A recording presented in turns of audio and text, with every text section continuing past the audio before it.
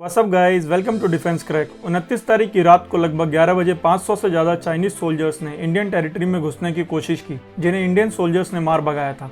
और साथ ही खबर आई थी कि हमने 2 इंपॉर्टेंट पॉइंट्स को कैप्चर भी कर लिया है और यह कारनामा किया गया है स्पेशल फ्रंटियर फोर्स के द्वारा। इन्हें कई लोग मिस्टीरियस सोल्जर्स भी कहते हैं। तो आज हम डिस्कस करने वाले हैं इन जाबाज सोल्जर्स की कहानी को। इस डेवलपमेंट को मैंने अपनी लास्ट वीडियो में कवर किया था। अगर आपने वो वीडियो नहीं देखी है तो बेटर अंडरस्टैंडिंग के लिए पहले उस वीडियो को जरूर देख लें। तो एसएफएफ के बारे में जानने से पहले मैं आपको बताना चाहता हूँ एसएफएफ के कंपनी लीडर नियामा तेंजिन के बारे में, जो हाल ही में एलएसी पर मातृभूमि की रक्षा करते हुए शहीद हुए।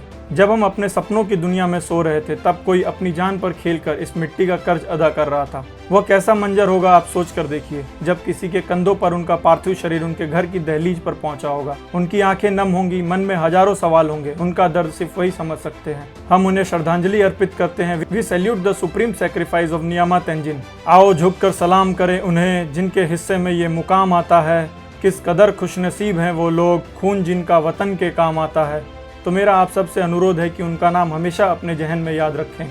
तो सबसे पहले हम जान लेते हैं कि ऑपरेशंस में हुआ क्या है। तो भारत की सेना ने रेकिन पास को अपने कब्जे में कर लिया है। भारत की सेना रेकिन पास के करीब 4 किलोमीटर अंदर तक दाखिल हो चुकी है। रेकिन पास वो एरिया है जिसे 1962 वॉर में चाइना ने अपने कब्जे में कर लिया था।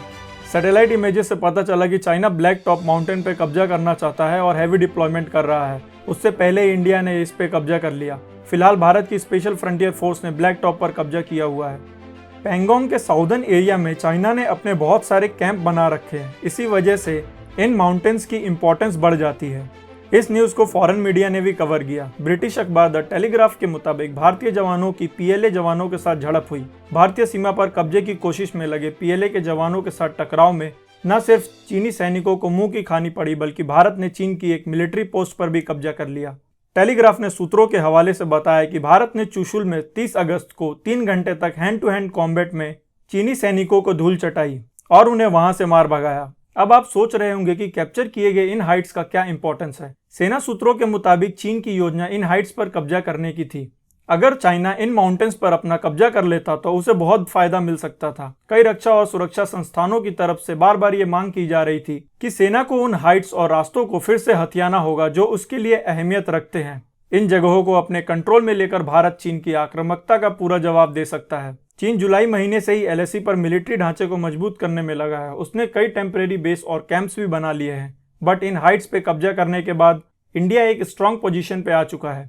आर्मी का सर्विंग या रिटायर कोई भी ऑफिसर शनिवार की रात ऑपरेशन में एसएफएफ की इन्वॉल्वमेंट पर बात नहीं करेगा, लेकिन सबने कहा कि लद्दाख और अन्य जगह पर एसएफएफ की बटालियन मौजूद थी। 15 कोर के चीफ रहे लेफ्टिनेंट जनरल सैयद अता हसनैन कहते हैं कि लद्दाख में रहते हुए मेरे साथ विकास यूनिट्स थी। मैंने उन्हें 16,000 फीट की ऊंचाई पर बिना गर्म कपड़े पहने वॉलीबॉल खेलते देखा है। इस जमीन से उनका लगाव बहुत ज्यादा है। इससे उनको ऑपरेशंस में एडवांटेज मिलता है। इस जमीन पर उनका कोई मुकाबला नहीं कर सकता। कई ऑफिसर्स का यह भी कहना है कि एसएफएफ के बारे में बोलना मना है। एक रिटायर्ड लेफ्टिनेंट जनरल ने कहा, हमें उनके बारे में पता तो है, लेकिन उनकी मौजूदगी का रिकॉर्ड नहीं है। हम में से जिन कुछ ने उनके साथ काम किया वो शपथ से बंधे हैं। एलओसी पार सर्जिकल स्ट्राइक के समय नॉर्दर्न कमांड के प्रमुख रहे लेफ्टिनेंट जनरल डीएस हुड्डा कहते हैं कि यह वक्त है कि चीन के जिद्दी रवैये का भारत आर्थिक, कूटनीतिक और जरूरी पड़े तो सैन्य तरीके से करारा जवाब दे।